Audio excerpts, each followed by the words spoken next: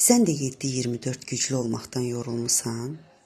Niyəsə görə biz qadınları aşılayıblar ki, karyera qur, güclü ol, öz ayaqların üstə dur, heç kimə güvənmə.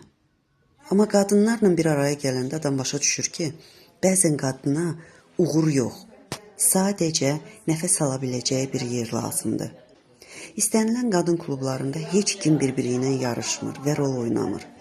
Burada qadınlar maskalarla yox, ruhları ilə tanış olurlar.